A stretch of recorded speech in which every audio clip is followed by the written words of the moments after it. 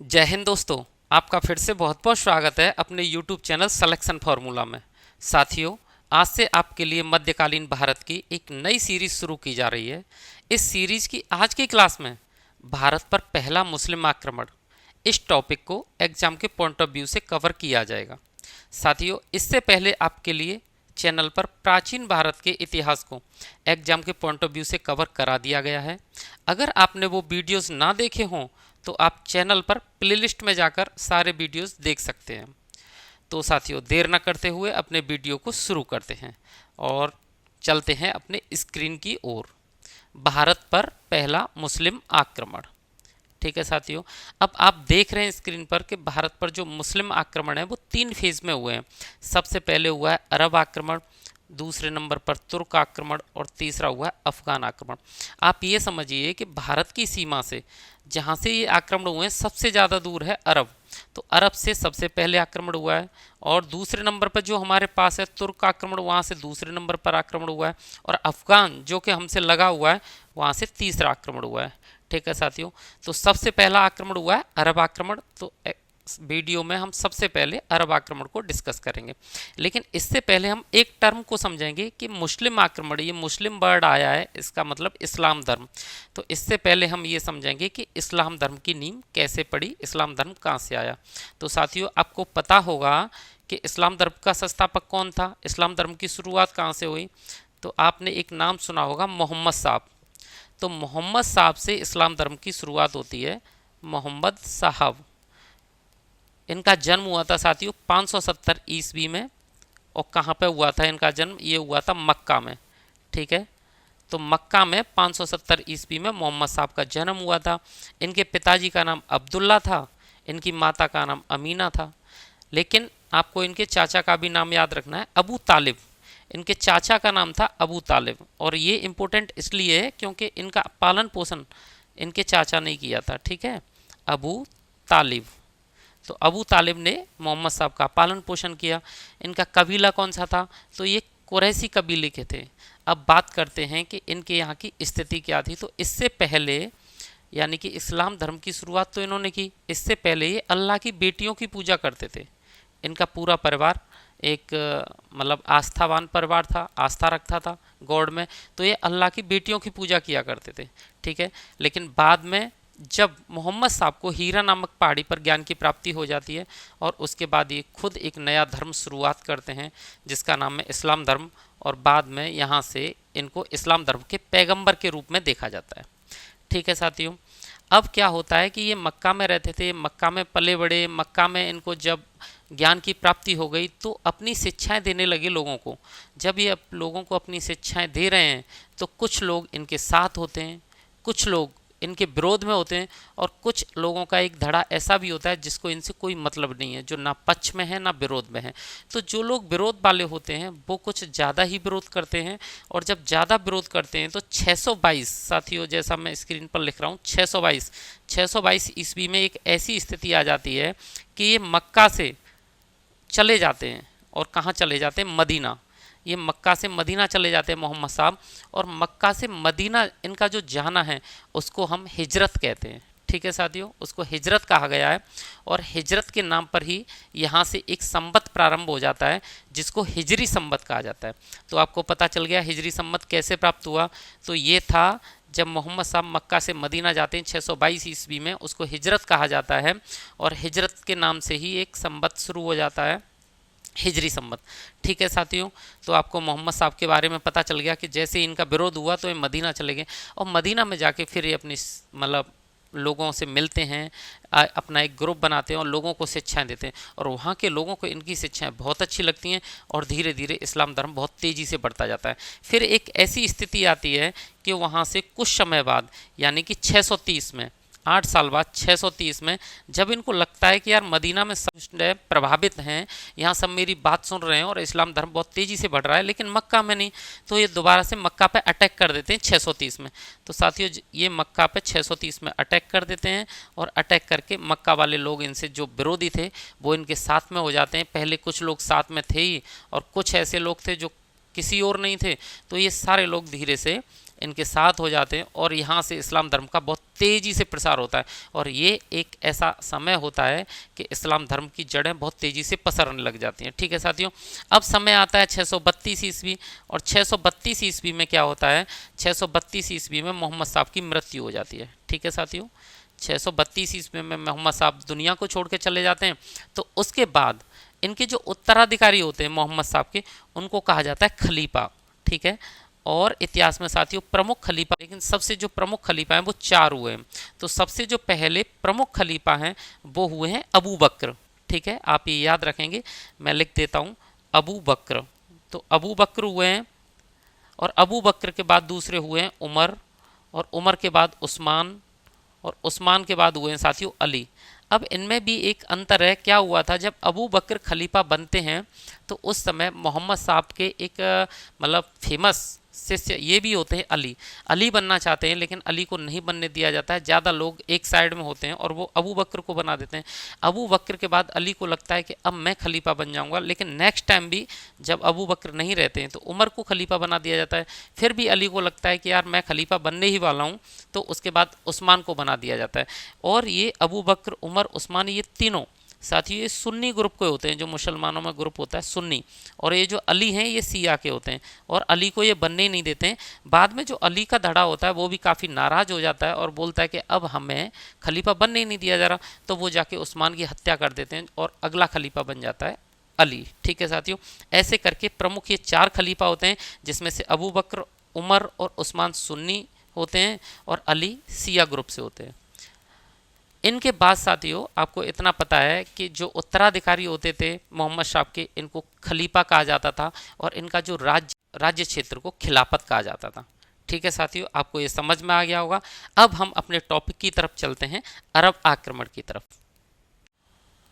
तो साथियों अब देख लेते हैं भारत में मुस्लिमों के आगमन का क्रम कि किस क्रम में आए। वैसे हम पिछली स्लाइड पे देख ही चुके हैं, सबसे पहले भारत में अरब आए, उसके बाद तुर्क और उसके बाद अफगान। तो हम सबसे पहले शुरू करेंगे अपना अरब को। ठीक है, तो अब देख लेते हैं अरब आक्रमण। तो अरब आक्रमण के बारे में साथियों आप पहले ये चीज़ समझ लीजिए कि अरबों ने भारत पर आक्रमण क्यों किया। इन मुस्लिम शासकों ने भारत पर आक्रमण करने का एक ही कारण था प्रमुख, भारत की धन संपदा को लूटना। हालांकि उस समय के तात्कालिक कारण कुछ और भी हो सकते हैं, लेकिन इन लोगों को पता था कि भारत बहुत ही संपन्न देश है, भारत धन धान्य से पूर्ण है, और उस समय भारत को सोने की चिड़िया कहा जाता था। ठीक है, तो इन्होंने धन को लूटने के लिए आक्रमण किए। अरबों द्वारा धन को लूटने के लिए सिंध और उसके आसपास के क्षेत्रों में आक्रमण किए गए। भारत पर अगर बात करें सबसे पहला आक्रमण, तो सबसे पहला आक्रमण साथियों एक व्यक्ति है उबैदुल्ला। तो उबैदुल्ला के नेतृत्व में हुआ 711 में, लेकिन ये जो मुस्लिम आक्रमण है ये असफल हुआ, इसलिए इसे एक सफल प्रयास में नहीं गिना जाता है, असफल प्रयास समझा जाता है। और दूसरा आक्रमण भी साथियों 711 में ही हुआ, और वो किसके नेतृत्व में हुआ, तो एक व्यक्ति है बुदेल। तो बुदेल के नेतृत्व में दूसरा मुस्लिम आक्रमण हुआ, और ये आक्रमण भी असफल साबित हुआ। ठीक है, तो ये भी एक असफल प्रयास रहा था मुस्लिमों का। तो आपको ये पता चला सबसे पहले अरब की तरफ से उबैदुल्ला और उसके बाद बुदैल, इन दोनों लोगों ने अलग अलग 2 आक्रमण किए 711 में, लेकिन ये दोनों ही असफल हुए। इसके बाद 712 में मोहम्मद बिन कासिम नाम का व्यक्ति आक्रमण करता है और वो सफल भी होता है। ठीक है, तो अब चलते हैं अपनी अगली स्लाइड पर और देख लेते हैं। तो इन दोनों के बाद 712 में मोहम्मद बिन कासिम के नेतृत्व में पहला सफल मुस्लिम आक्रमण भारत पर हुआ था। ठीक है, मोहम्मद बिन कासिम 712 में आक्रमण करता है और वो आक्रमण इसका सफल भी रहता है। तो आप डायरेक्ट इसको भी याद रख सकते हैं, क्योंकि एग्जाम में यहीं से आता है, असफल प्रयास नहीं आते हैं ज़्यादातर, कि भारत पर पहला मुस्लिम आक्रमण कब हुआ। तो साथियों 712 ईस्वी में हुआ। ठीक है, और उस समय इसने आक्रमण कहाँ किया था, सिंध पर किया था। सिंध का राजा उस समय दाहिर था। ठीक है, इस दाहिर के पिता का नाम चच होता है और इसके बेटा का नाम होता है जय सिंह। ठीक है, आप इतना याद रखना। तो 712 ईस्वी में मोहम्मद बिन कासिम ने सिंध को जीत भी लिया, यानी कि यहाँ पे दाहिर की हार हो गई। और मोहम्मद बिन कासिम की बौद्ध भिक्षु जो थे ना, बुद्धिस्ट मॉन्क, इन्होंने इसकी मदद की थी मोहम्मद बिन कासिम की। इसका भी एक रीज़न था, मैं आपको समझा देता हूँ। मोहम्मद बिन कासिम ने पहली बार सिंध में जजिया कर लागू किया। ठीक है साथियों, अब इसको समझ लेते हैं एक्चुअल में उस समय का तात्कालिक कारण क्या था।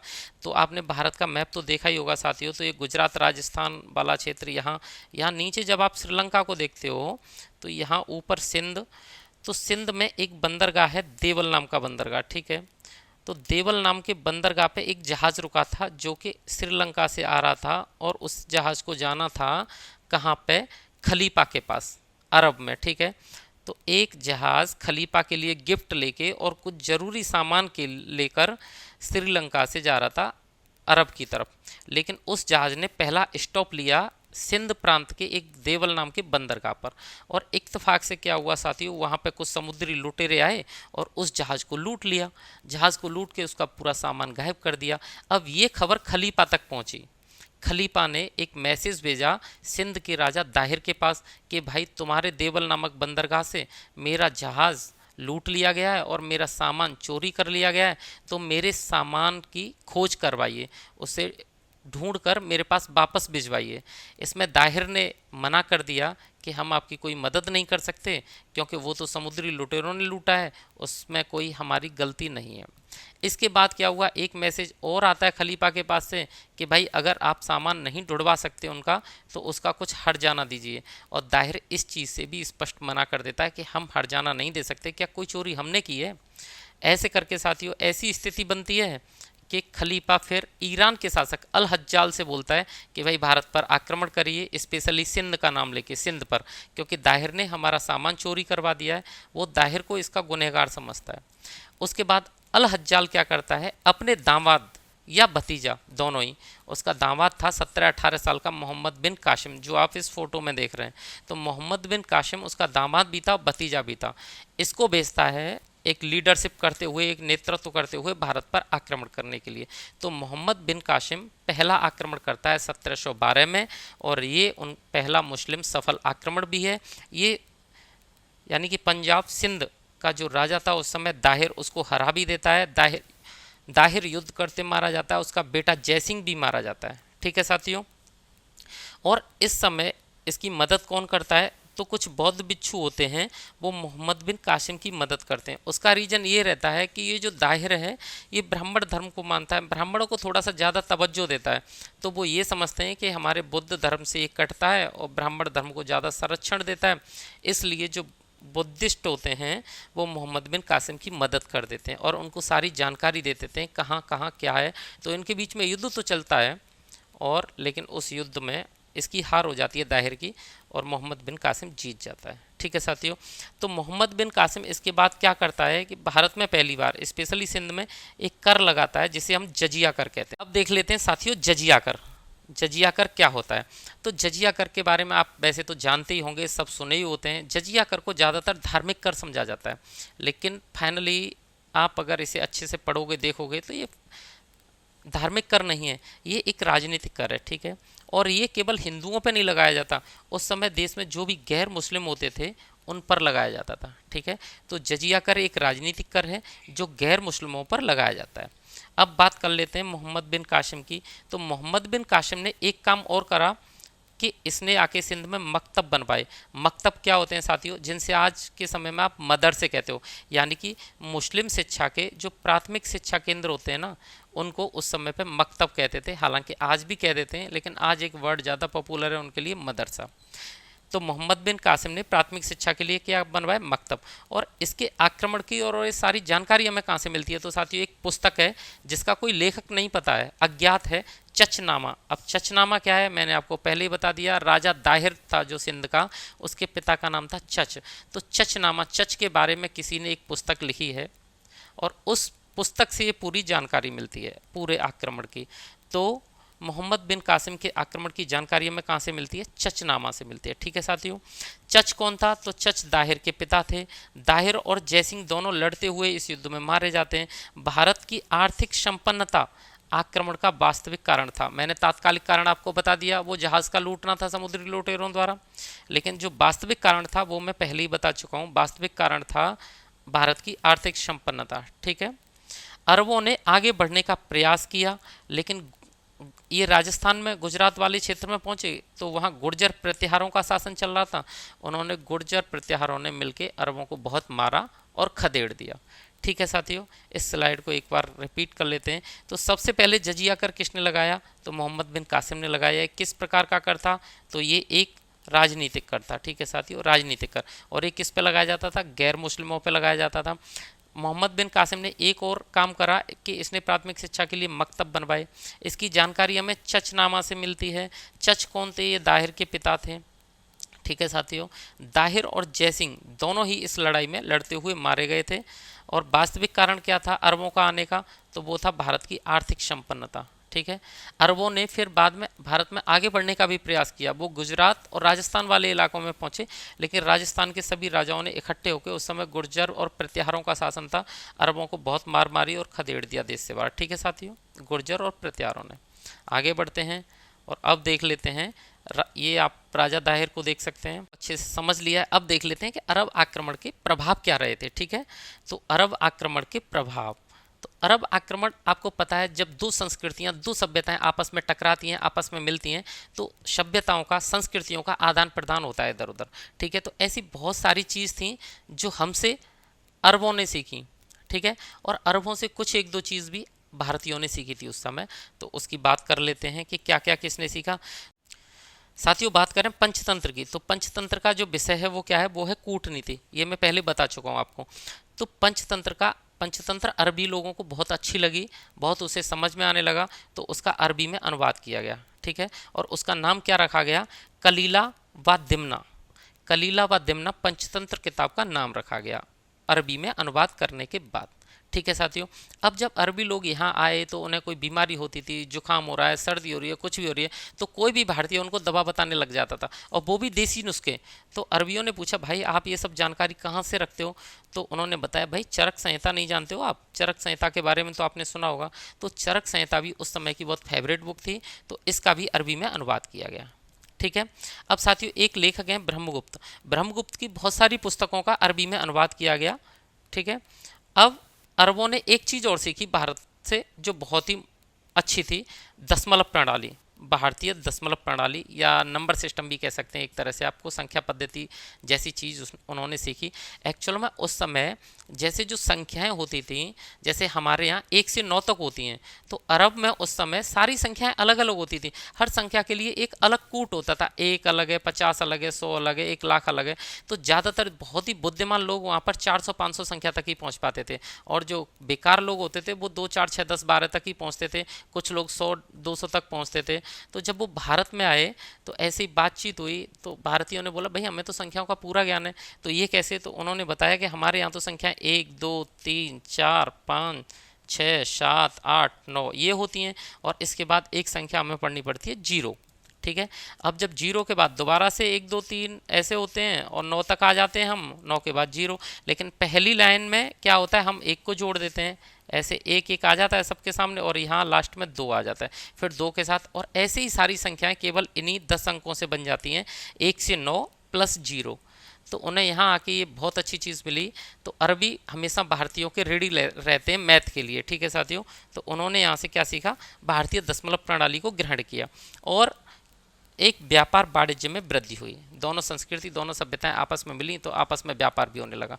ठीक, तो साथियों अब देख लेते हैं भारत पर तुर्क आक्रमण। अब आपको एक बात बता दूं, जब मोहम्मद बिन कासिम ने अरब की तरफ से आक्रमण किया था भारत पर, तो एक समय के बाद वो वापस चला गया था। उसने फाइनली शासन नहीं किया था भारत में।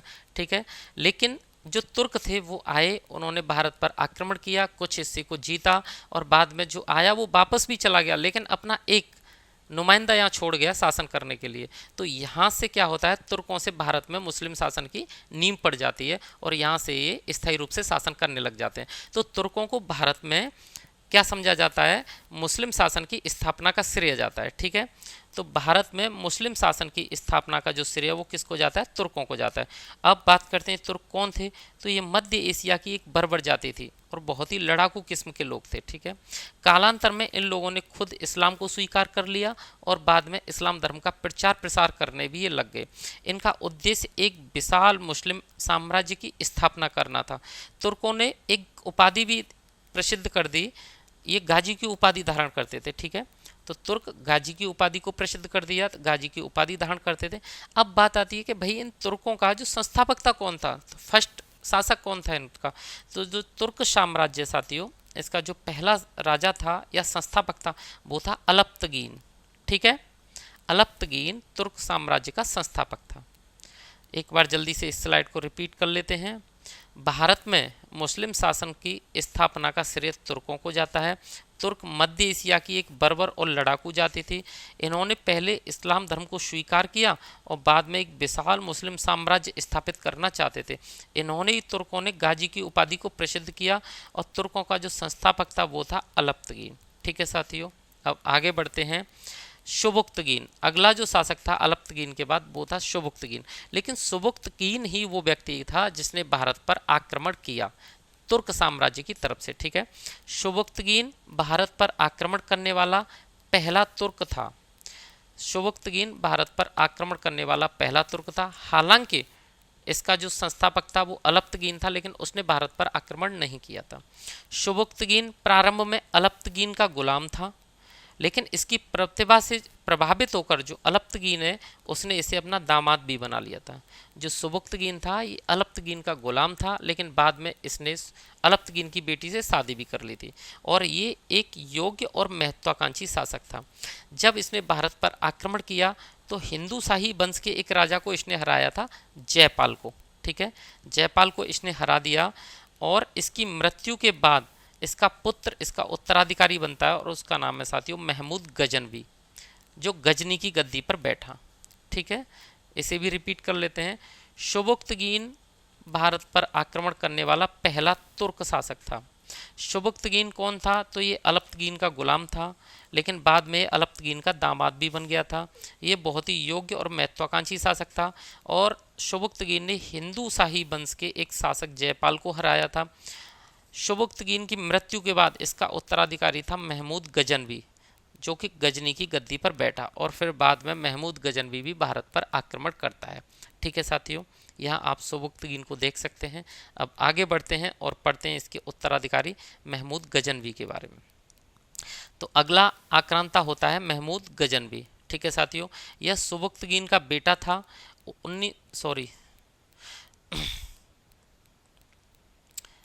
महमूद गजनवी यह शुबुक्तगीन का बेटा था और इसने 998 ईस्वी में 27 वर्ष की उम्र में ये गद्दी पर बैठा था। महमूद गजनवी ने 1000 ईस्वी में से 1027 ईस्वी तक भारत पर कुल 17 बार आक्रमण किए। एक्चुअल में साथियों ये ऐसा शासक था महमूद गजनवी कि इसने खलीफा के सामने जाके भारत पर बार बार आक्रमण करने की कसम खाई थी, शपथ ली थी कि मैं भारत पे बार बार आक्रमण करूंगा, भारत की धन संपदा को लूटूंगा। और उस समय जो राजा आते थे मुस्लिम शासक जो भारत में शासन करते थे वो खलीफा के प्रतिनिधि के रूप में शासन करते थे, स्वतंत्र रूप से शासन नहीं करते थे। और खलीफा का जो प्रतिनिधि होता था उसे स्वतंत्र राजा नहीं कहा जाता था, उसे सुल्तान कहा जाता था। और जो सल्तनत होती थी सुल्तान की, जो राज्य होता था उसे सल्तनत कहा जाता था।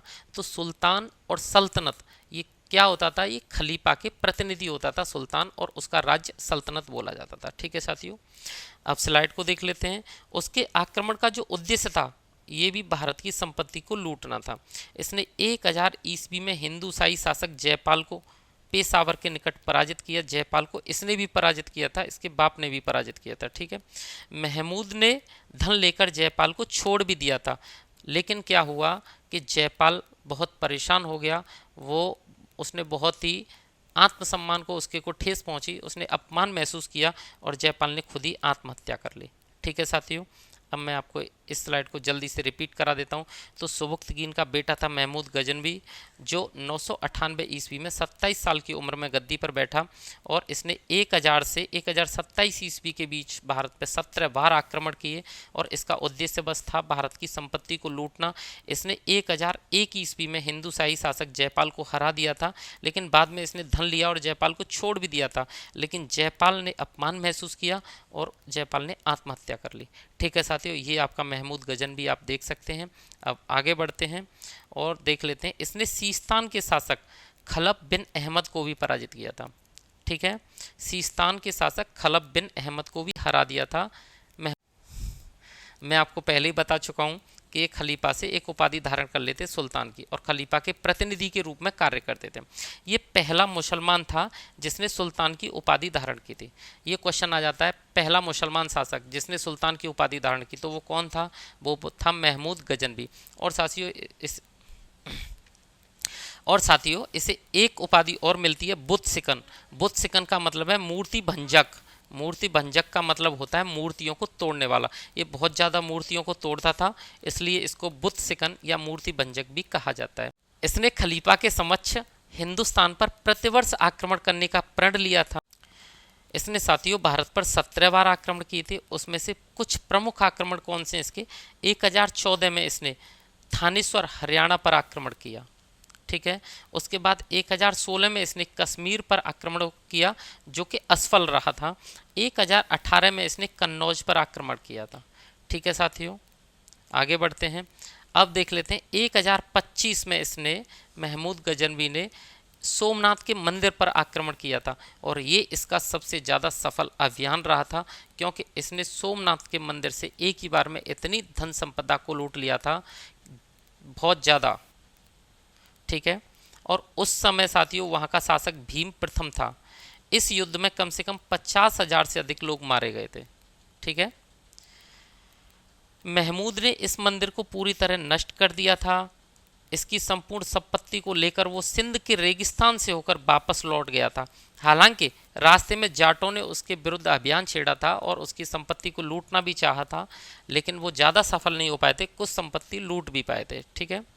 1027 ईस्वी में इसने जाटों के विरुद्ध अभियान किया था और ये महमूद गजनवी का अंतिम अभियान था। 1030 ईस्वी में महमूद गजनवी की मृत्यु हो गई थी। जल्दी से साथियों इस स्लाइड को रिपीट कर लेते हैं। 1025 ईस्वी में इसका सबसे सफल अभियान था महमूद गजनवी का सोमनाथ मंदिर, ठीक है। उस समय राजा कौन था? भीम प्रथम। इस युद्ध में 50,000 से अधिक लोग मारे गए थे। महमूद गजनवी ने पूरे मंदिर को तहस नहस कर दिया था, बिल्कुल नष्ट कर दिया था और पूरी संपत्ति को लेकर सिंध के रेगिस्तान से वापस लौट गया था। 1027 में इसने जाटों के विरुद्ध अभियान किया था और ये इसका अंतिम अभियान था महमूद गजनवी का। 1030 में महमूद गजनवी की मृत्यु हो गई थी, ठीक है साथियों। अब आगे बढ़ते हैं और अब समझ लेते हैं महमूद गजनवी से संबंधित महत्वपूर्ण तथ्य। महमूद गजनवी ने कुछ काम भी किए थे, उसके बारे में जान लेते हैं। महमूद गजनवी ने चांदी के सिक्के जारी किए थे जिन पर एक तरफ अरबी भाषा दिखती थी तो दूसरी तरफ संस्कृत भाषा के लेख अंकित थे, ठीक है। महमूद गजनवी के दरबार में साथियों कई विद्वान रहते थे, उत्बी, अलबरूनी, फिरदौसी और बैहाकी। इन्होंने सबने कुछ न कुछ पुस्तक लिखी हैं जो एग्जाम की दृष्टि से बहुत इंपॉर्टेंट है, उनको आगे देखेंगे। इसके दरबार में फिरदौसी रहता था, उसने शाहनामा की रचना की है। एक व्यक्ति है लेनपूल, उसने बैहाकी को पूर्व का पेप्स कहा है, ठीक है। कभी कभी उसमें आ जाता है ये कथन में, पूर्व का पेप्स किसे कहते हैं? तो ये बैहाकी को कहते हैं। बैहाकी ने कौन कौन सी पुस्तक लिखी हैं? तो तारीख़ सुबुक्तगीन और तारीख़ मसूदी, ये उसकी मशहूर पुस्तक हैं साथियों। उत्बी, जो उत्बी नाम का विद्वान है, इसने एक पुस्तक लिखी है किताब उल यामिनी।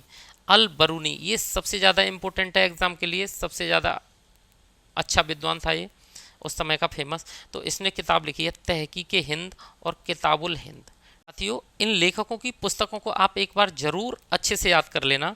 मैं एक बार जल्दी से रिपीट करा देता हूँ। फिरदौसी की पुस्तक है शाहनामा, बैहाकी की पुस्तक है तारीख़ी सुबुक्तगीन और तारीख़ी मसूदी, उत्बी की पुस्तक है किताबुल यामिनी, अल बरूनी की पुस्तक है तहकीक हिंद या किताबुल हिंद, ठीक है साथियों। और ये अरबी भाषा में है।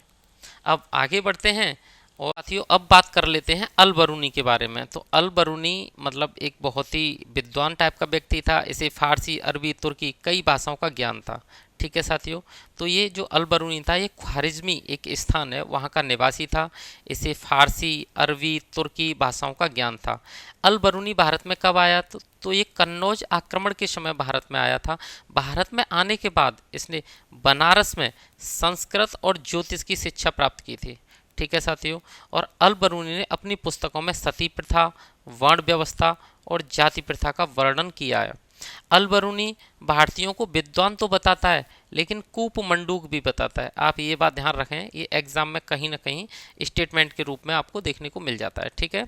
ये अल बरूनी साहब का आप फोटो देख सकते हैं। तो अल बरूनी के बारे में इस स्लाइड को रिपीट कर लेते हैं।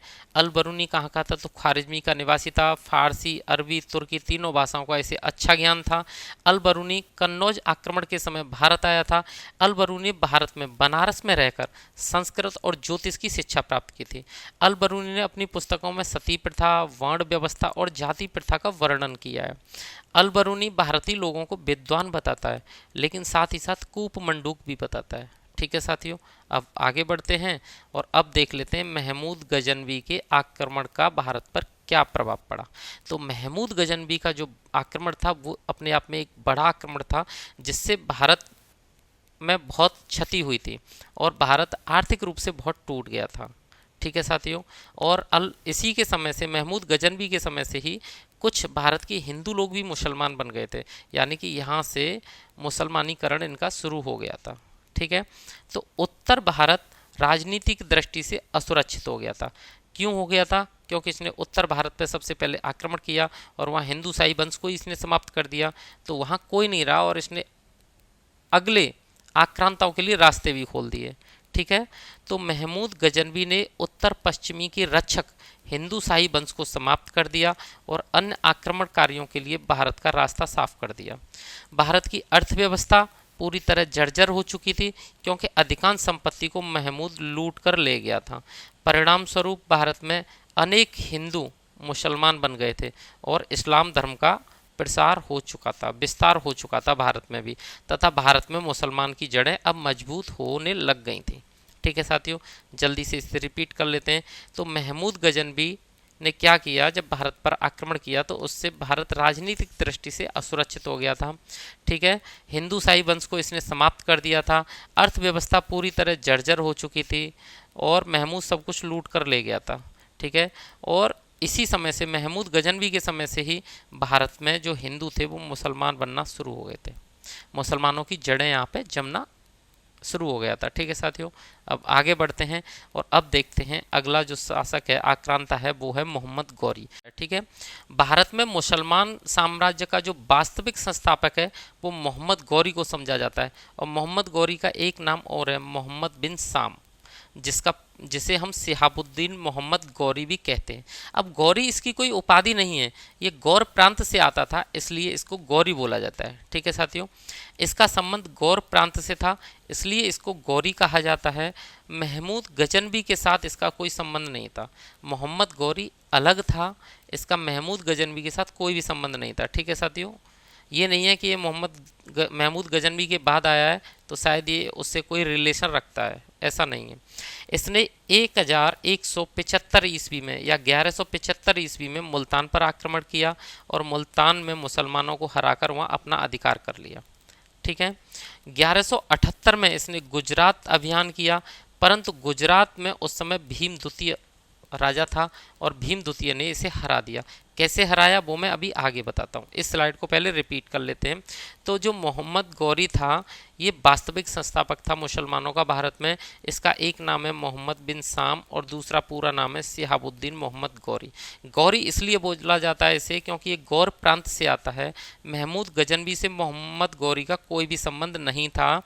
ठीक है, 1175 ईस्वी में इसने मुल्तान पर आक्रमण किया और वहाँ पे अपना अधिकार कर लिया।